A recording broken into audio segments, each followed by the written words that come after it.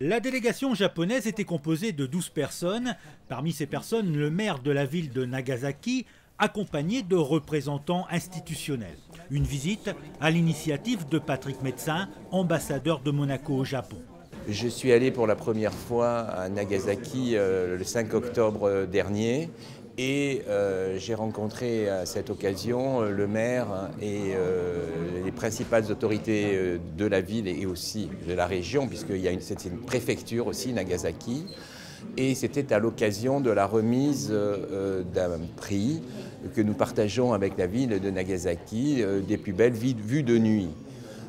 C'était le premier pas, c'était donc dans le domaine touristique. En revanche, on a commencé à parler de possibilités même d'agrandir cette coopération. C'est au cours d'une réception chaleureuse à la mairie que les convives ont largement échangé sur leurs pays respectifs et qu'ils ont procédé à la remise de cadeaux en souvenir de cette rencontre. C'est la première fois que Tomihisa Taue venait à Monaco et visiblement il en gardera un beau souvenir. C'est un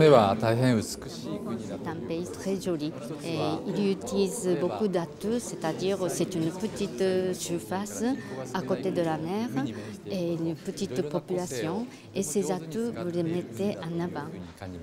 Avant le déjeuner, une réunion de travail s'est déroulée dans un hôtel monégasque. Le tourisme a été l'un des points forts des discussions, sachant que 2% des nuits d'hôtels de luxe réalisées en principauté le sont par les Japonais. Pour nous, l'objectif de la direction du tourisme, c'est toujours de progresser en notoriété dans les pays qui sont susceptibles d'émettre du tourisme à Monaco. Donc la délégation de Nagasaki, c'est très important parce que nous partageons avec elle l'honneur d'avoir été élue meilleure vue de nuit du monde avec donc Nagasaki et Hong Kong. Et pour nous, plus Nagasaki fera savoir qu'ils partagent ce prix avec nous, plus les touristes japonais seront enclins à venir à Monaco. Nagasaki est une ville moderne, cultivant sa volonté d'ouverture. Les échanges ont donc aussi porté sur le savoir-faire de Monaco en matière de tourisme. En fait, nous sommes une référence en termes de congrès, par exemple, sur l'organisation de congrès, sur la manière de faire venir les congressistes. Et puis, nous sommes aussi une référence en termes de tourisme de loisirs et surtout d'événements, puisqu'évidemment, on parle beaucoup du Grand Prix, mais on organise 700 événements par an à Monaco. Donc, les Japonais avaient envie de savoir un petit peu quelle était notre recette pour le succès. Et c'est quoi alors la recette du succès? Globalement, la recette du succès, pour moi, c'est l'accueil.